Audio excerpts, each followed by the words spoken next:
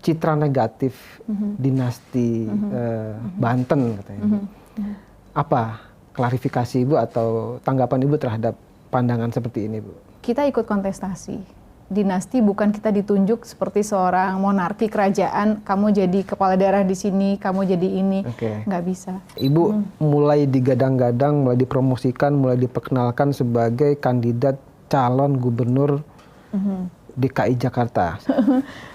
Ya kembali lagi, dinamika itu banyak dan ada banyak pertimbangan dan hal. Keren, mudah-mudahan bisa lebih dari 1 juta. Sekarang udah lebih ya, udah 2 juta. Nanti kalau ada di atasnya Diamond, undang saya ya, buat syukurannya. Mudah-mudahan nanti kita ketemu lagi, Bu. Kalau saya sih berharapnya Ibu, kita ketemu di Balai Kota DKI, Bu ya. Jadi benar.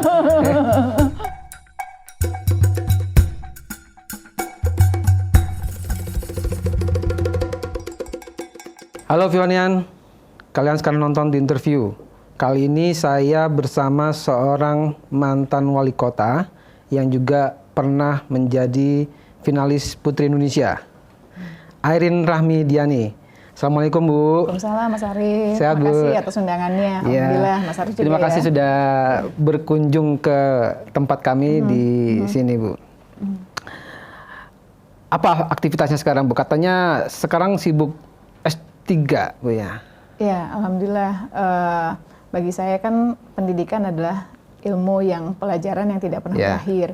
Dan alhamdulillah saya masih diberikan kesempatan untuk bisa bersekolah. Dan ternyata banyak hal teori dan praktek yang belum saya dapat. Ini membuat saya bahwa ilmu pengetahuan sesuatu hal yang bisa menjadi bekal kita untuk menghadapi masa depan dengan sebuah hal-hal yang ketidakpastiannya. Jadi seneng sih bisa banyak teman, ada tambah teman walaupun sekolah S3 pasti berbeda dengan S1 dan S2. Dan yang pasti kita dapat banyak teori maupun juga praktek yang sehari-hari kita lakukan, oh teorinya seperti ini dan yang lainnya. Katanya ngambil hukum ya, Bu ya? Ya, ambil hukum karena S1 saya kan Fakultas Hukum Unpar, terus S2 Hukum Bisnis Unpad, ambil notaris juga. Jadi pada saat saya berdiskusi, ada banyak masukan dari teman, kawan, sahabat, kolega, ambil hukum lagi aja. Dan alhamdulillah linear dengan apa yang profesi saya sekarang sebagai notaris. Nanti kan akan jadi dokter, apa sekedar jadi dokter atau ada tujuan lain setelah itu? Pada saat saya sekolah S1, saya ambil langsung sekolah notariat waktu itu. Dan setelah ambil sekolah notariat, saya langsung ambil hukum bisnis. Nah, teman-teman nih di sekolah S2 hukum bisnis, langsung mereka mengambil S3. Tapi bagi saya yang baru fresh graduate pada saat itu, dan sambil magang sebagai notaris, saya berkeinginan bahwa saya punya pengalaman dulu nih sebelum saya masuk ke sekolah S3.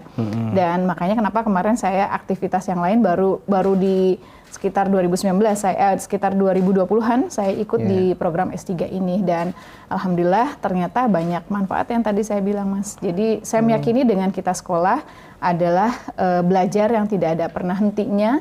Dan tentunya mudah-mudahan dengan teori, praktek yang udah saya lakukan dan dengan teori dan kita baca banyak hal yang baru, itu bisa menambah pengetahuan yang pasti tentunya akan menjadi bekal buat saya dalam bidang apapun. Apalagi keterkaitan sekarang ambil subjeknya dengan profesi saya sekarang ini sebagai notaris. Nah, dulu Ibu kan mengawali karir jadi asisten notaris ya, Bu ya? Iya. Sekarang dilanjutin lagi nggak, Bu? Iya, alhamdulillah. Saya aktivasi lagi karena waktu gitu. pas saat kemarin menjabat saya cuti sementara dan sekarang alhamdulillah sudah cutinya 10 tahun. 10 tahun, iya. Dan alhamdulillahnya ternyata kalau cutinya sebagai pejabat negara dianggap pengabdian dan itu tidak terhitung. Jadi alhamdulillah saya bisa aktif lagi, bahkan usia pensiun notaris kan 65 tahun bisa diperpanjang menjadi 67 tahun. Alhamdulillah sekarang dari kapan aktif lagi jadi notaris, Bu? Sekitar 6 bulanan lah, karena ada butuh proses untuk aktivasi notarisnya, sehingga alhamdulillah sudah kita jalankan profesi saya sebagai notaris. Kami mau ngobrol soal ini, Bu, aktivitas Ibu kilas balik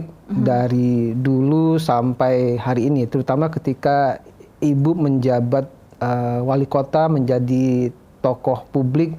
Bagaimana sebetulnya membagi waktu atau perhatian terhadap terutama anak-anak, Bu.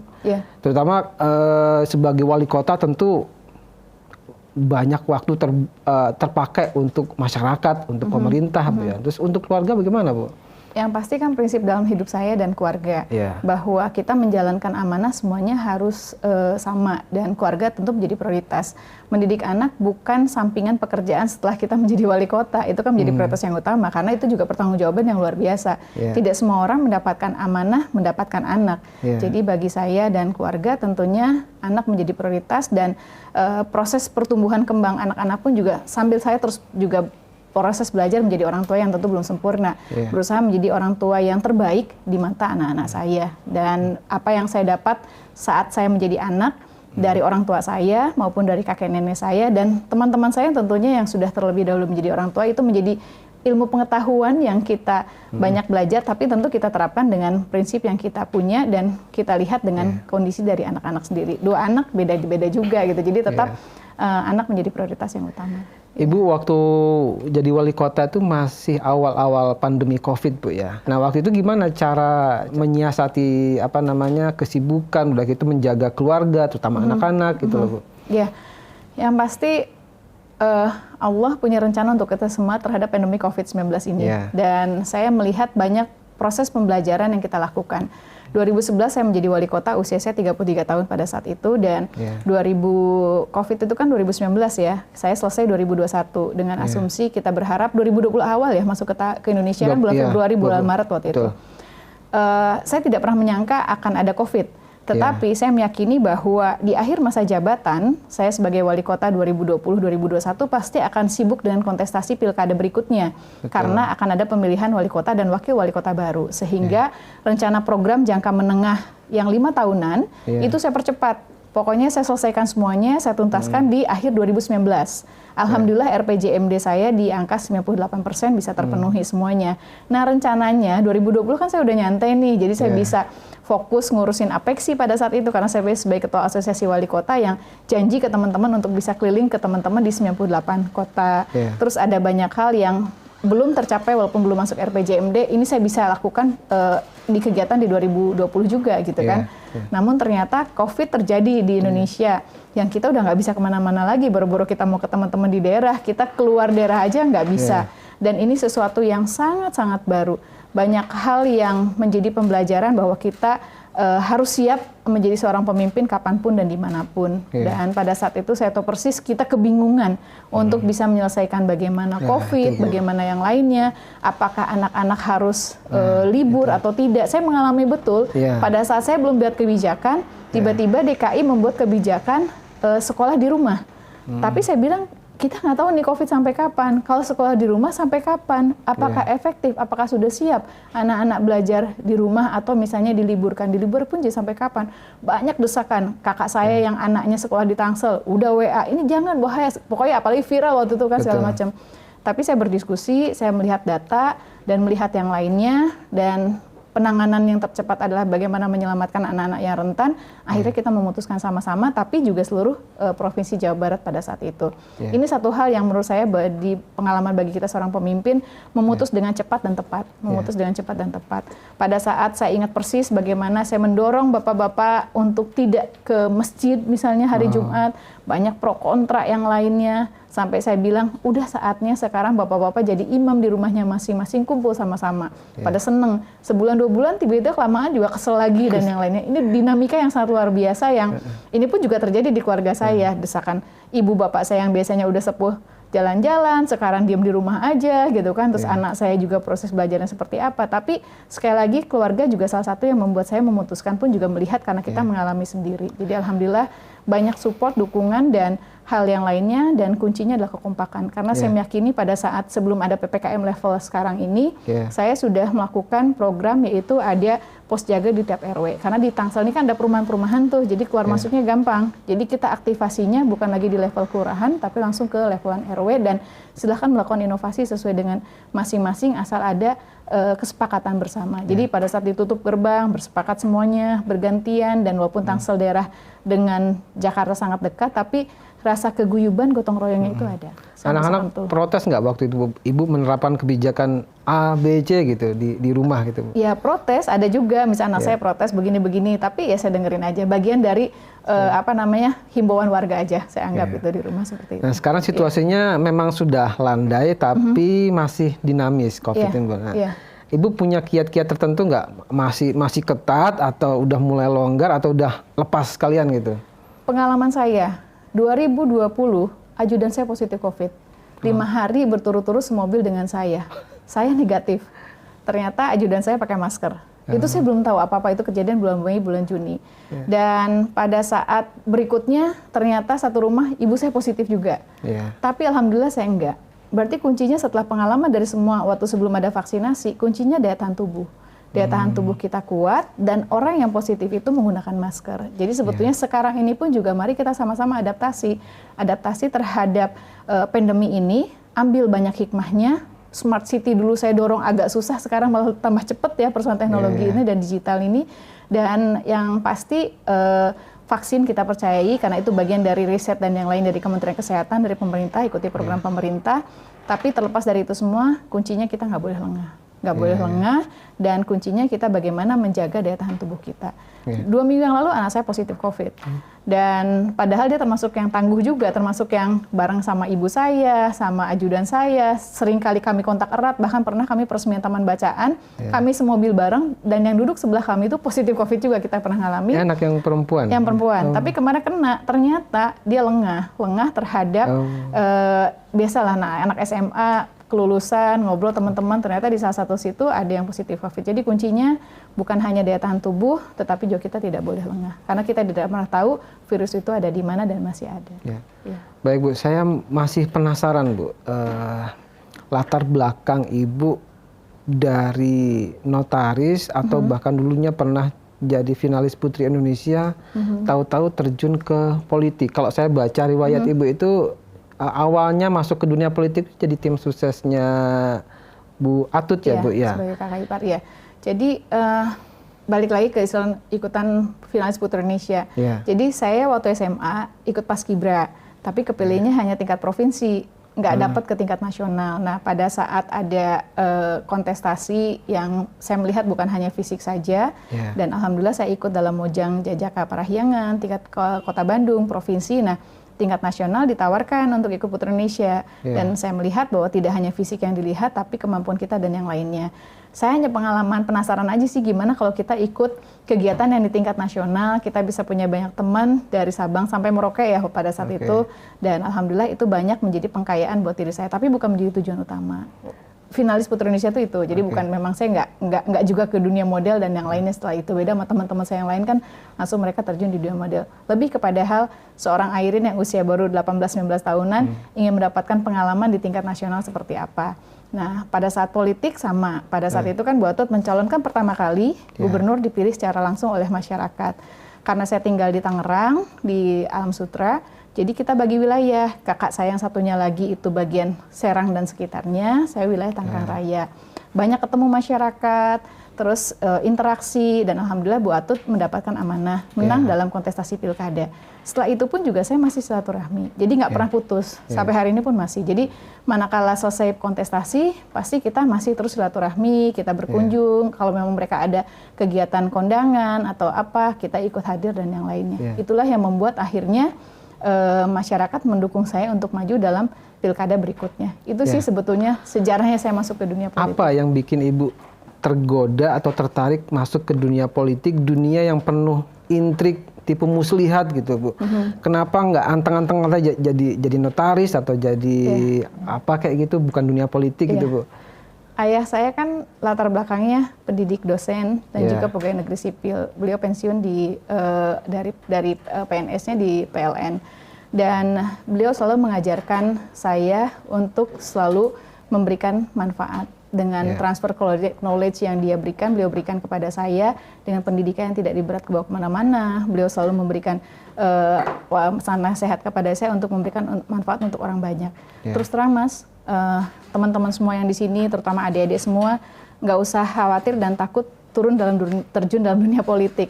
Politik tergantung dari kita melihat dan sudut pandangnya. Dan bagi saya, politik apalagi di Indonesia, kita bisa masuk ke dalam sebuah sistem ketatanegaraan di Indonesia kan seperti ini.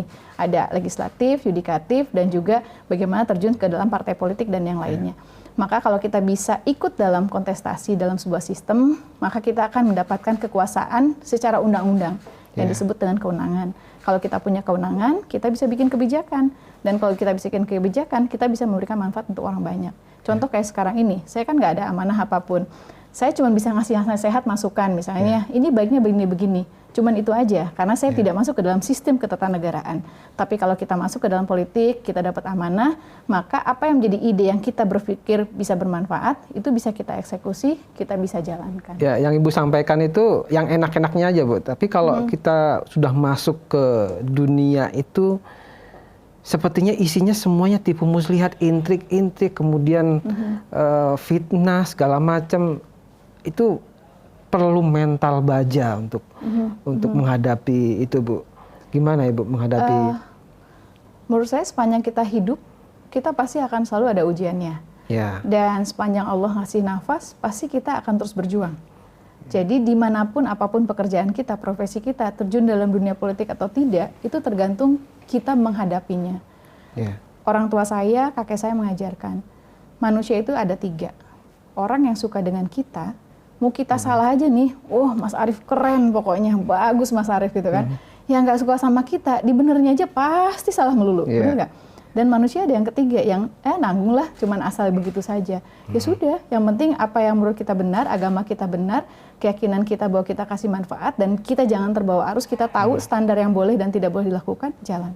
Jadi tetap semangat, yuk. Maksudnya mau politik mau apapun sama aja. Mas Arief sebagai MC wartawan juga pasti kan mengalami hal yang sama. Jadi apapun mau intrik, tipu muslihat, apapun dalam hidup itu pasti ada. Tapi apakah kita mau melakukannya, apakah kita mau menjalankannya, dan menjadi seperti apa tergantung dari diri kita. Makanya bersyukurlah kita terhadap orang tua kita yang memberikan fondasi yang baik untuk kita mengetahui mana yang benar, mana yang salah. Uji nyali Ibu atau debut Ibu pertama kali di politik itu waktu nyalon wakil bupati Tangerang, Bu, ya. Yang kemudian kalah, ya. Itu nggak kapok apa, Bu?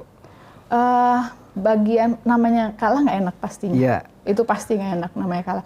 Tapi itu bagian dari proses pembelajaran yang Allah kasih sangat luar biasa. Di situ saya banyak belajar bagaimana kita niat yang harus kuat, dan bagaimana kita juga melihat dan mengatur strategi, bagaimana kita meyakinkan kepada masyarakat.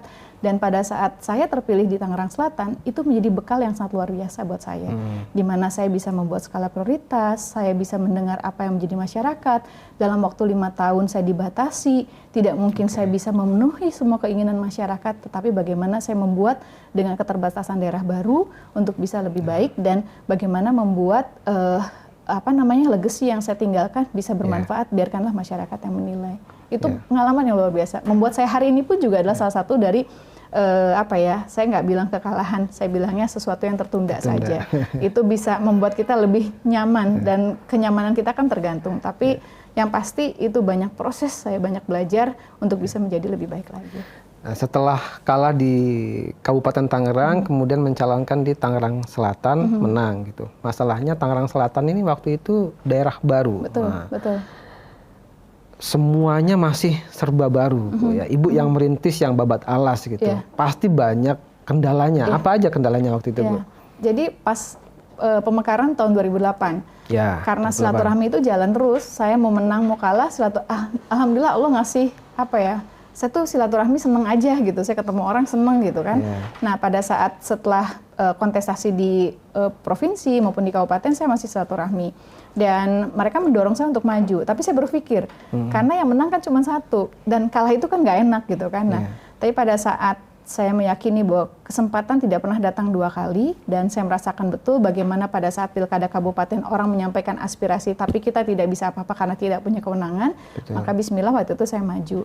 Dan dengan daerah yang sangat baru, dengan tujuannya pemekaran wilayah otonomi kan dalam rangka untuk memperpendek jalur birokrasi yang dulunya dari harus ke Kabupaten Tangerang 3 Raksa, sekarang di Tangerang Selatan, di Ciputat, dan di Pamulang. Pada saat itu kan Pamulang ya sebagai daerah, tempat kantor wali kotanya, di kantor kecamatan lagi pada saat itu. Dan juga bagaimana memiliki daya saing daerah pada saat itu sebagai daerah baru dengan keterbatasan APBD hanya sekitar PAD-nya 125 miliar. Terus yang ketiganya yaitu dalam rangka untuk kesejahteraan pastinya. Ketiga ini kan tujuan dari otonomi daerah.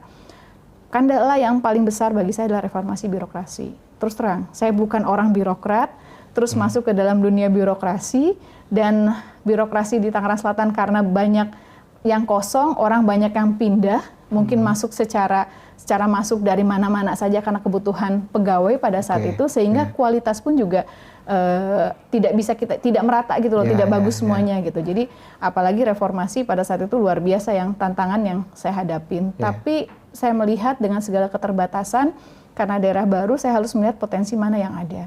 Makanya saya buat klaster, mana yang menjadi prioritas, mana yang belum, reformasi birokrasi seperti apa yang harus saya lakukan. Saya ingat usia 33 tahun, saya memimpin kepala dinas yang usianya jauh lebih tua daripada saya. Tapi saya beruntung punya wakil wali kota, Pak Benyamin Daphni, yang sekarang wali kota Tangerang Selatan. Beliau adalah dari birokrat. Beliau dengan caranya mengajarkan saya. Bu, hati-hati, ibu jangan kecepatan, nanti gerbong ibu ketinggalan semua, katanya gitu kan. Oh yaudah, akhirnya saya mengerem, saya memahami, saya mendengar, dan saya termasuk tipikal orang yang mendengarkan daripada untuk mempelajari. Sehingga biasanya pengalaman saya ini mungkin kepala dinas sekarang udah pada hafal. Saya panggil, saya tanya, padahal saya lagi belajar sebetulnya. Nah dari situ saya belajar masalah, dengarkan masyarakat, apa yang jadi prioritas, anggaran kita ada berapa, potensi anggaran kita bisa dapat dari mana saja, dan kita dahulukan apa yang dibutuhkan masyarakat yang pada saat itu memang kebutuhan infrastruktur. Jalan lingkungan yang masih sangat rusak 70%, pendidikan pada saat itu masih uang pangkal harus bayar, saya gratiskan, itu sempat pro kontra. Wah banyak kepala sekolah guru yang menghadap saya, Bu Airin gini-gini. Ya udah saya dengerin aja. Ya udah, mana Bapak ngambil uang berapa dari masyarakat untuk iuran bangunan, 1 juta, 2 juta, terus uangnya dipakai buat apa aja? Pas saya lihat, wah ini bisa kok kita cover APBD, ya udah. Saya bilang, kita cover APBD, berarti nggak hilang juga, cuman dulu Bapak minta sama masyarakat, sekarang ditanggung sama pemerintah gitu kan. Dan persoalan kesehatan, mulai dari puskesmas yang hanya baru 5, alhamdulillah kemarin sekitar 35 puskesmas dan 3 rumah sakit. Cara mengatasi keterbatasan anggaran waktu itu, terutama waktu awal-awal bagaimana Bu? Potensi pendapatan. Kita harus melihat di kita dulu. Jangan kita meminta ke provinsi dulu, jangan minta ke pusat dulu. Potensinya dari mana itu? Ya, yang pasti kan kita daerah perdagangan dan jasa. Saya ingat persis bagaimana saya terus bertahan di rencana tata ruang wilayah yang RDTR sekarang pun juga sudah disahkan, bahwa daerah Tangsel ada perumahan pemukiman. Saya nggak mau di Tangerang Selatan tiba-tiba ada pabrik. Karena bagi saya, 70% perumahan pemukiman ini akan membuat multiplier efek perekonomian yang akan naik ke kita. Karena biar bagaimanapun, orang maunya tinggal di rumah di Tangerang Selatan. Teman-teman mungkin di FIFA, ini banyak yang orang Tangsel ya, tapi kerjanya di Jakarta gitu kan. Pengen pulang ke rumah, pengen suasananya nyaman, aman, ramah terhadap lingkungan. Maka bagaimana konsep tata ruang wilayah ini kita bikin bahwa ini adalah perumahan pemukiman. Dan kita kurangi pabrik-pabrik besar untuk masuk ke Tangerang Selatan, tapi kita dorong bagaimana CBD baru di Tangerang Selatan itu akan ada, sehingga akan timbul multiplier efek yang secara potensi pendapatan asli daerah terhadap pajak restoran, pajak-pajak yang lainnya untuk PAD kita. Itu yang kita lakukan sambil terus ya tetap kita komunikasi, berharap ada bantuan dari provinsi, dari APBN, pusat, dan menjaga investasi di Kota Tangerang Selatan.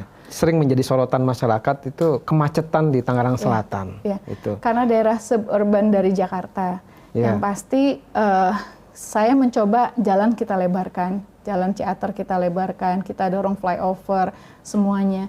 Tapi pertumbuhan pelebaran jalan yang kita lakukan, sodetan jalan yang kita lakukan, dan pertumbuhan kendaraan itu jauh lebih tinggi kendaraan. Bahkan pertumbuhan penduduk juga sangat luar biasa. Dari yang dulu 1,2 sekarang mencapai 1,6 ya di 2021, saya nggak tahu di 2022 sekarang. Nah ini salah satunya adalah bagaimana melakukan moda transportasi, transportasi massal yang tidak hanya bergantung di wilayah Tangerang Selatan saja. Karena Tangsel ini terkoneksi terhadap DKI Jakarta, Kabupaten, Bogor, dan yang lainnya. Maka FS yang dikeluarkan DKI Jakarta terhadap MRT yang bisa tembus sampai Lebak Bulus ke arah Tangsel itu saya sangat senang sekali. Walaupun saya paham mungkin secara keuangan DKI maupun pusat kan pasti karena COVID kemarin terganggu. Mudah-mudahan visibility study yang sudah dilakukan itu bisa dijalankan sehingga MRT bisa sampai ke wilayah Tangerang Selatan. Pun juga demikian dengan 5 stasiun kereta api. Kita tahu banyak masyarakat yang menggunakan kereta ke Jakarta. Rawabuntu alhamdulillah on proses sekarang sedang revitalisasi. Bagaimana TOD terjadi stasiun Rawabuntu. Kemarin Pondok Ranji alhamdulillah sudah selesai, dan mudah-mudahan Juramau dan yang lainnya, sehingga bagaimana mendorong masyarakat agar merubah pola transportasi pribadinya menjadi ke massal. Tapi nggak bisa kita hanya sendiri, harus bergabung, harus saling keterkaitan dengan provinsi karena ada jalan provinsi dan juga nasional. Yang MRT itu kapan kira-kira jadinya, Bu? kita doakan karena uangnya Tangsel mah nggak punya, gitu. Saya tahu persis uangnya nggak ada. Jadi mudah-mudahan sih saya sebagai warga Tangsel dan teman-teman yang di sini mungkin mudah-mudahan juga berharap MRT bisa segera ya kita dorong, mudah-mudahan bisa segera. Ya kalau solusinya transportasi publik salah satunya MRT. Sementara MRT-nya nggak tahu mau kapan dibangunnya gitu. Mengandalkan KRL ya udah sekarang udah tinggi juga ininya penumpangnya gitu. Artinya masyarakat Tangsel masih harus menunggu sampai kapan nggak tahu solusi kemacetan ini akan Setahu saya Pak Wali Kota yang sekarang melakukan program kegiatan tentang bagaimana ada transformasi massal yang di dalam sendiri di intern. Waktu zaman dulu saya, tapi karena masalah COVID kan itu bagian dari kita yang mengintegrasi. Contoh dari Jalan Bayangkara yang sekarang ke arah Bintaro, itu kan jalannya udah mulai kita lebarkan. Karena kesulitannya gini, kalau kita pakai moda transportasi umum yang bis kecil, itu pun juga agak sulit. Tapi program yang sedang kita lakukan pada saat kemarin, mudah-mudahan insya Allah dilanjutkan oleh Pak Wali yang sekarang adalah revitalisasi dari angkot dan yang lainnya. Karena kan gini, teman-teman atau masyarakat saya juga tidak menyalahkan. Mereka lebih nyaman dengan kendaraan pribadinya, dengan motor yang lainnya, karena transportasi massalnya belum senyaman dengan mobil dan kendaraan pribadi. Jadi mudah-mudahan secara bertahap ini bisa diselesaikan. Tentunya dengan sodetan-sodetan jalan, setahu saya juga sedang dalam proses yang dilakukan. Karena kemarin 10 tahun saya menjadi wali kota kan saya harus membuat skala prioritas. Bagaimana saya kesehatan harus berjalan, jalan lingkungan, jalan kota yang menjadi kewajiban saya harus saya lakukan, dan komunikasi koordinasi dengan tugas pokok fungsi kewajiban dari provinsi maupun juga pusat terus kita jalankan. Itu termasuk salah satu hal yang flyover, gaplek juga pro kontranya ada di awal, terus kita dorong ya mudah-mudahan bisa mengurai kemacetan walaupun cuman sampai situ, udah gitu ke Ciputatnya macet lagi gitu kan ibaratnya gitu. Ya mudah-mudahan bisa segera dilebarkan dan yang lain, karena pelebaran itu butuh biaya yang sangat besar. Sangat besar, apalagi harga satuan jalan per meternya di Tangsel ini saya tahu persis, dari yang dulu 100.000 naik 1 juta, naik 2 juta, sekarang juga udah luar biasa mahalnya. Ibu 10 tahun menjabat sebagai wali kota Tangerang Selatan gitu. Tapi masih ada publik yang belum melihat semacam hasil pembangunan dari Ibu yang paling monumental gitu. Menurut Ibu apa yang paling monumental, yang legacy yang paling dibanggakan lah gitu, Bu? Tanya ini sama masyarakat, jangan sama saya. Kalau klaimnya Ibu apa sekarang? Maksud saya tuh tanya aja sama masyarakat, tapi yang pasti saya mendengar apa yang diinginkan oleh masyarakat. Di awal periode pertama, konsep dan visi misi yang saya bangun adalah menjadikan Tangsel sebagai sebuah kota yang mandiri, damai dan asri, di mana saya membuat Tangsel sebagai rumah kita bersama. Rasa kekeluargaan, keguyuban, walaupun daerah perkotaan itu tetap ada. Infrastruktur, pendidikan, kesehatan kita coba untuk lakukan. Dan pada saat periode kedua, dengan konsep bahwa kami melanjutkan program yang belum kita lakukan, membangun apa yang belum kita bangun, mengembangkan dan meningkatkan apa yang kita lakukan. Kesempurnaan dari program pendidikan, kesehatan, dan infrastruktur. Saya ingat persis di awal sebagai wali kota, pada saat itu musim setiap kepala daerah bikin taman-taman kota, saya nggak lakukan. Karena dengan keterbatasan anggaran kita juga masih sekolah peninggalan SD Impres, maka kita revitalisasi sekolah-sekolah. Kita revitalisasi sekolah-sekolah, persoalan kesehatan itu kan berpengaruh. Orang kaya aja kalau sakit bisa jadi miskin. Maka waktu itu saya bikin program bagaimana menggunakan cukup dengan KTP, orang berobat gratis di puskesmas maupun juga di rumah sakit. Ini yang kita lakukan, sehingga mereka tidak perlu lagi memikirkan urusan kesehatan yang lainnya. Tiba-tiba berubah tentang jaminan kesehatan nasional. Ini pun juga alhamdulillah saya dapat informasi, itu juga sudah tercover secara BPJS. Walaupun masih BPJS kan nggak masalah juga. Yang penting kan bisa. Dengan keterbatasan saya yakin juga pemerintah akan terus melakukan monitoring dan evaluasi, karena ini kan koordinasi kan dengan kerjasama dengan unsur vertikal yang ada di Kota Tangerang Selatan. BPJS kan keterkaitannya bukan dikelola waktu itu zaman saya hanya cukup dengan KTP, berobat dimanapun juga gratis. Ini kan harus ada keterkaitan dengan lembaga BPJS yang lainnya. Dan yang pasti Smart City terus kita jalankan.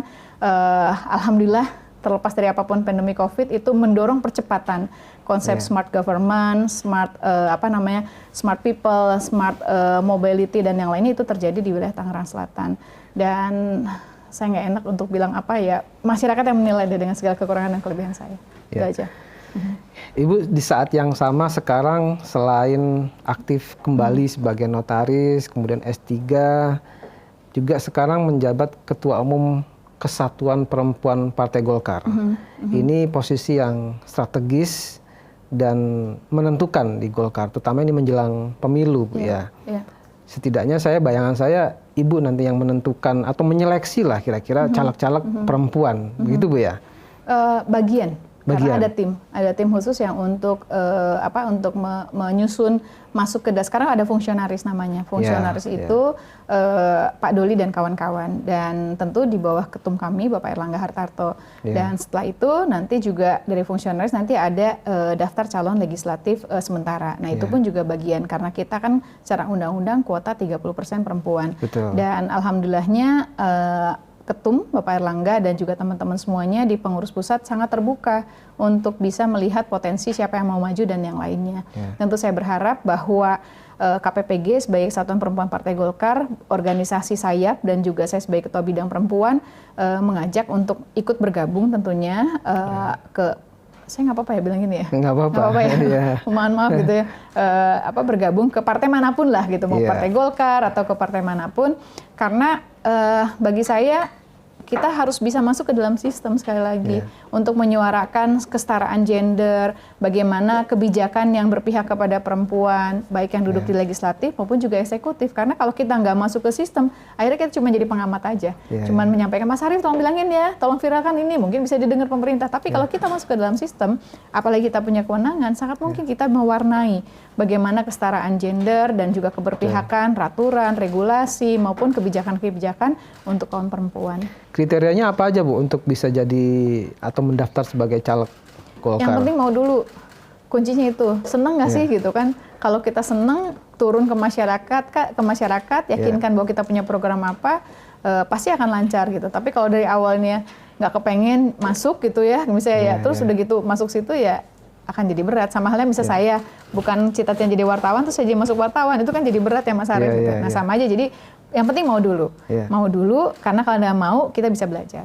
Ada kecenderungan partai-partai tertentu itu hanya untuk memenuhi kuota 30. Pokoknya asal cukup 30% aja gitu.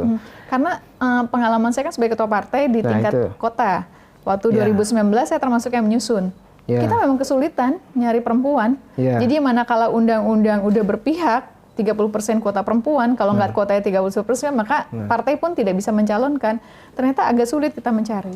Agak sulit untuk kita mencari perempuan mau ikut dalam kontestasi legislatif. Ada yang cenderung hanya jadi tim sukses, ada yang cenderung, saya mau bantu aja deh, saya nggak mau karena belum tentu juga kepilih dan yang lainnya gitu.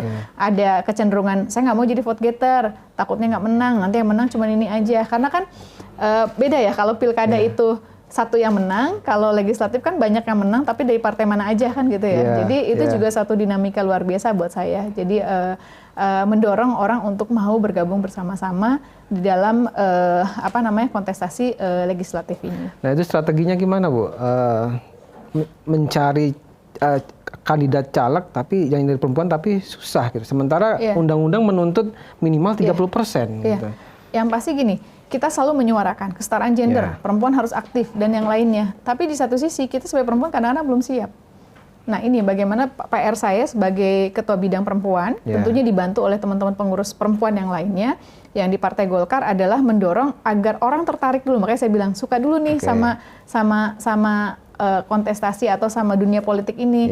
Mudah-mudahan nggak kayak apa yang tadi Mas Arief di awal sampaikan, tapi kan ada banyak hal yang positifnya juga gitu kan.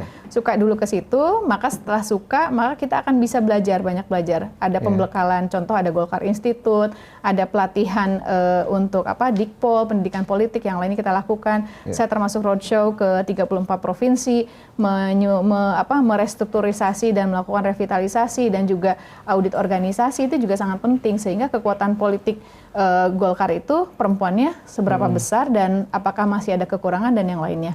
Alhamdulillah saya keliling di beberapa provinsi, kabupaten, kota, antusiasnya luar biasa. Mudah-mudahan ini menjadi sebuah hal yang baru dan lebih baik lagi tentu untuk perempuan partai manapun untuk ikut dalam kontestasi pileg di tahun 2024 dibandingkan 2019. Katanya Golkar pemilih perempuannya cukup banyak ya, Bu ya? Ya, alhamdulillah. Dari survei intern menyebutkan bahwa ternyata yang memilih Partai Golkar perempuannya banyak. Ya itu modal juga sih, jadi semangat lagi kita untuk terus meyakinkan bahwa dunia politik tergantung dari kita melihat sudut pandangnya seperti apa. Selain harus dituntut memenuhi kuota 30%, tentu perumusan caleg juga harus mempertimbangkan tingkat keterpilihannya. Gitu. Ini orang jadi caleg bakal peluang terpilihnya bakal gede apa enggak gitu, bakal jadi suara apa enggak gitu kan Bu ya gitu. Nah Ibu gimana menyeleksi itu Bu? Kan mungkin ada sekian orang, wah ini nggak layak, ini layak, ini nggak layak gitu. Iya, makanya ada tahapan fungsionaris ini. Kalau di Partai Golkar tuh ada tahapan sekarang ini fungsionaris. Bagaimana kita ikut terjun dan itu akan dievaluasi secara levelingnya berjenjang di tingkat pusat, provinsi maupun kabupaten kota. Seberapa banyak keseriusan dari teman-teman yang ikut untuk menyuarakan Partai Golkar seperti apa dan apa yang akan diberikan Partai Golkar terhadap masyarakat sehingga masyarakat akan memilih partai gitu kan, akan memilih partai. Ini juga bagian yang menurut saya baik ya, menurut saya baik bagaimana kita bisa masuk di dalam fungsionaris itu juga untuk meyakinkan apakah kita memang suka dengan jadi anggota legislatif atau tidak dan apakah memang betul si calon ini ada kemauan untuk ikut dalam kontestasi dan yang lainnya. Jadi tahapan di Partai Golkar itu ada fungsionaris dulu, setelah itu tahun depan baru penentuan di daftar caleg sementara. Golkar sampai sekarang masih ada dianggap sebagai partai kaum tua, partai yang senior-senior lah gitu. Nah, khusus untuk kalangan perempuan ada nggak Bu semacam pengaruh utamaan untuk perempuan-perempuan yang muda-muda yang masih milenial gitu loh Bu, untuk menjaring suara kaum milenial juga? Alhamdulillah saya melihat dari struktur kepengurusan yang sekarang pun juga yang di bawah kami bidang perempuan dan KPPG rata-rata di bawah cenderung mayoritasnya di bawah usia 50 tahun ke bawah, 40-an dan 30-an. Dan yang anak-anak mudanya ada namanya Angkatan Muda Partai Golkar. Jadi kita serahkan ke AMPG. Jadi kalau KPPG ini sampai ada bercandanya, ya udah nih KPPG sama AMPG mau usia berapa? Ya terserah deh, pokoknya yang penting yang udah berasa bukan anak muda lagi, yuk pindah ke KPPG ya, saya bilang gitu. Jadi kalau yang saya nggak enak bilangnya gitu kan, jadi yang udah berasa nggak muda lagi deh, nggak usah nggak muda lagi, pindah ke KPPG. Tapi kalau yang masih muda-muda mau gabung KPPG nggak apa-apa, sama kita ibu-ibu ikut boleh gitu. Tapi yang anak-anak mudanya, kalau mau silahkan ada AMPG, kalau mau kita ke KPPG. Tapi yang pasti nggak mungkin KPPG menutup diri, tapi yang membuka sebesar-besarnya. Ibu katanya mau nyalek juga Bu? Insya Allah, kepengen sesuatu yang baru buat saya, karena saya belum pernah jadi anggota legislatif. Demi apa Bu nyalek itu Bu? Anaknya saya sempat protes. Ibu ngapain sih jadi anggota legislatif? Apa nanti setiap demo kan yang di demo tuh DPR terus tuh, Ade kan pusing. Nanti kalau ditanya pekerjaan Ibu apa anggota dewan, Ade nggak enak katanya gitu kan. Saya sempat bercanda begitunya. Tapi saya melihat 10 tahun saya menjabat sebagai kepala daerah. Banyak hal, persoalan dan kendala yang terjadi akibat dari pembentukan undang-undang. Jadi mudah-mudahan insya Allah amin, Allah memberikan amanah, mayoritas masyarakat juga memilih saya. Yang pasti bahwa kita bisa masuk ke dalam badan legislasi. Maka kita bisa membentuk sebuah undang-undang yang tentunya jauh lebih baik. Karena dengan undang-undang itu kan bagian dari perubahan sistem untuk bisa lebih baik lagi dengan harapan mudah-mudahan anak-anak kita, generasi penerus kita hidup dalam sistem yang jauh lebih baik lagi. Mau di dapil mana Bu nyaleknya? Karena saya dari Tangsel pengennya sih kalau nanti partai mengizinkan saya Tangerang Raya. Tapi kembali segala sesuatu kan keputusannya ada di partai. Kalau sebagai ketua umum KPPG, berapa target Ibu caleg perempuan yang jadi? Harus lebih dari yang sekarang. Sekarang berapa Bu? Sekitar 80-an lebih, sekitar ada belasan yang perempuan di DPR RI. Kalau di provinsi, kabupaten, kota beragam ya. Contoh saya ambil yang Tangerang Selatan. Dari 6 kursi menjadi 9 kursi, itu laki-laki semua tuh. Dari 2014, dari sebelum 2014, terus 2014 menjadi 9 kursi, dan 2019 menjadi 10 kursi. Nah 10 kursi ini sekarang perempuannya 2 gitu. Nah harapan saya sebetulnya kita menambah kursi, tapi tambahannya berharap perempuan. Jadi bagi kaum bapak-bapak, laki-laki nggak usah khawatir, nggak usah takut juga gitu maksudnya. Harapan saya ya, tapi kan harapan tentu dengan harus ikhtiar dan usaha. Nah soal lain Bu, ini yang lebih hot ini. Ibu mulai digadang-gadang, mulai dipromosikan, mulai diperkenalkan sebagai kandidat calon gubernur DKI Jakarta. Saya kemarin wawancara Pak Erlangga dan memang benar Pak Erlangga menyebut nama Ibu. Ibu gimana Bu? Siap Bu? Soalnya saya sampaikan ke teman-teman semua yang tanya, terutama wartawan atau siapapun, bahwa prinsipnya dalam hidup saya, semoga Allah Tuhan memberikan amanah apapun di saat, waktu, dan tempat yang tepat. Saya meyakini itu betul. Sebagai seorang kepala daerah, tentu ada keinginan, rasa, misalnya setelah ini saya mau jadi apa lagi. Makanya kenapa tadi saya bilang pengen jadi anggota legislatif, menemukan sesuatu yang baru. Kadang kangen juga pengen jadi kepala daerah, yang saya bilang itu tadi, manakala ada ide gagasan, karena kita punya kewenangan kan kita bisa jalankan secara eksekusinya secara langsung gitu kan. Ada juga rasa seperti itu. Tapi sekali lagi saya berharap apapun amanah apapun, apakah kepala daerah, apakah legislatif, ataupun profesi saya sebagai notaris, bisa jadi mungkin saya jadi profesi apa lagi, itu di saat, waktu, dan tempat yang tepat.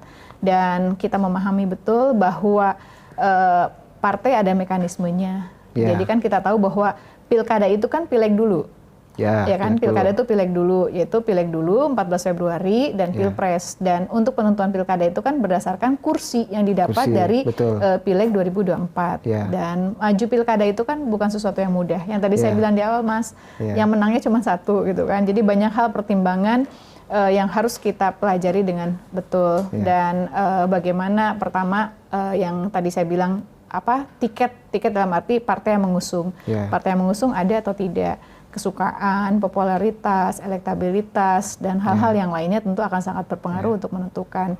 Dan ya saya berterima kasih tentunya manakala ada masyarakat yang menyampaikan, ada yang pro kontra dan yang lainnya segala macam. Yang pasti ujung akhirnya adalah mudah-mudahan Allah memberikan amanah apapun. Apapun itu ya Mas ya, di saat, waktu, dan tempat yang tepat. Secara pribadi, siapa takut gitu ya Bu ya, di DKI nih Bu?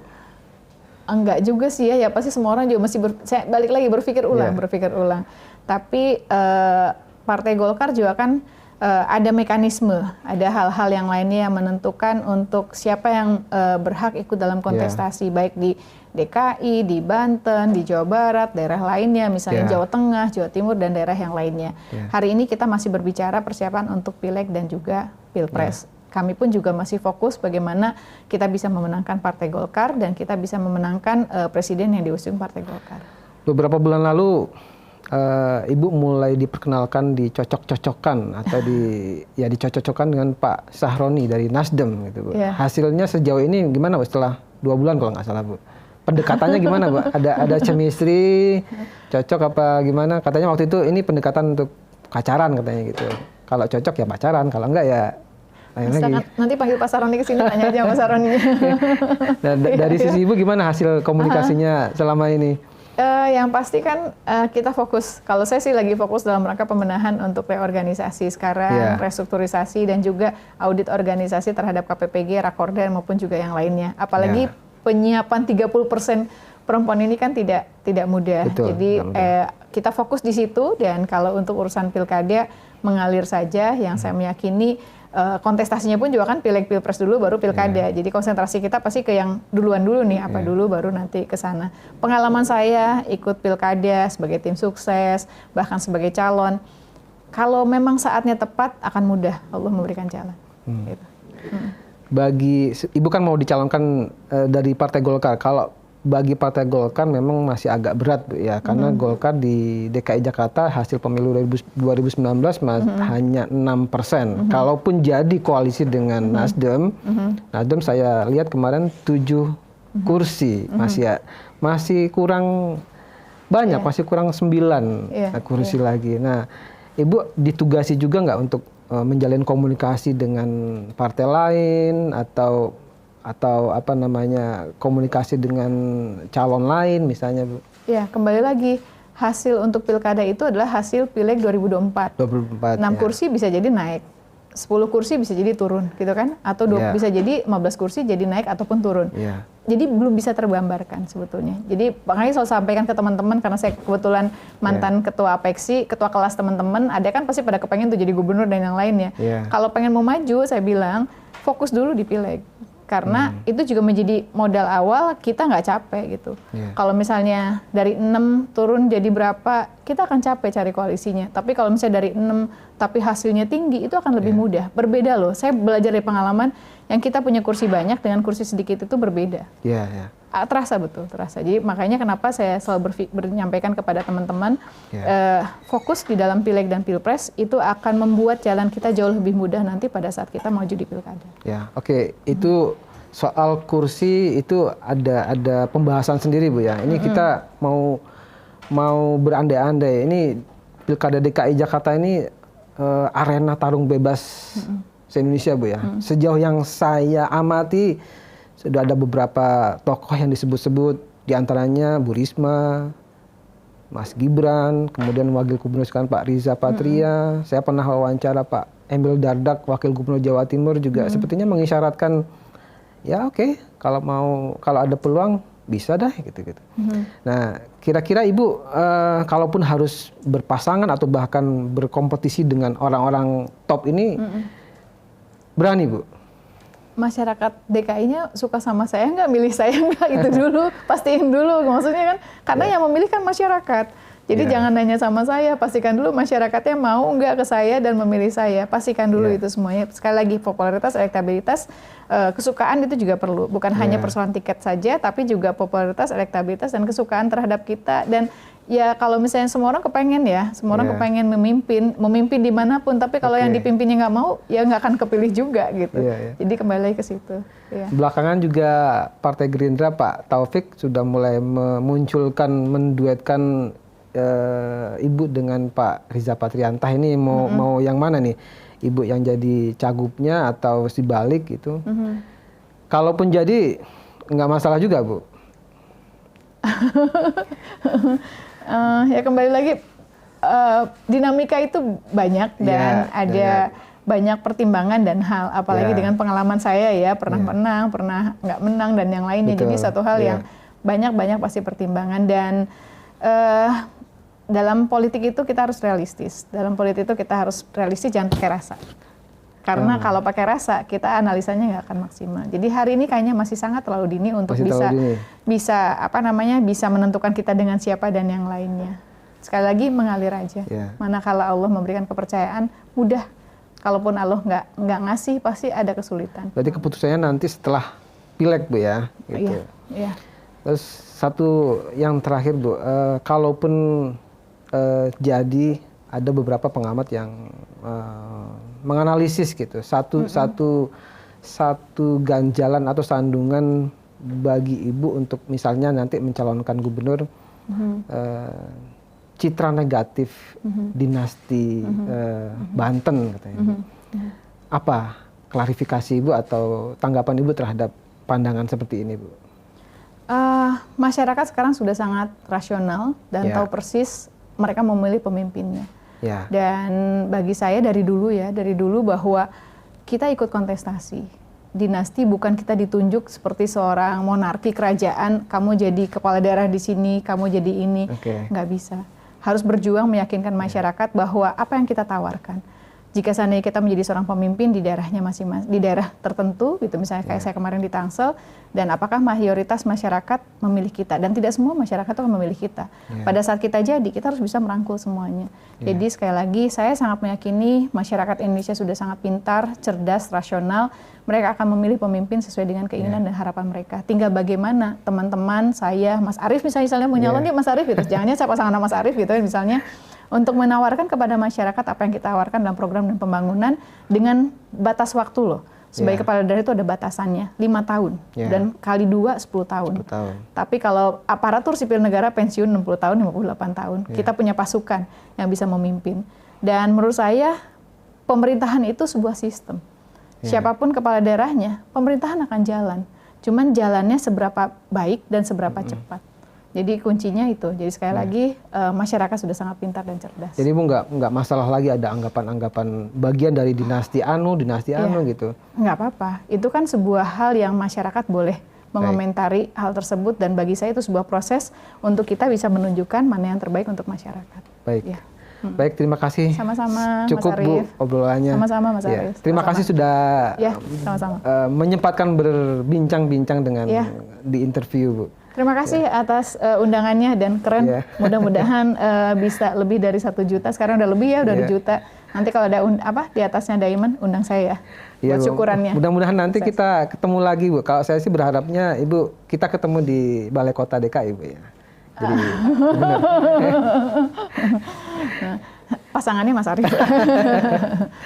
Baik.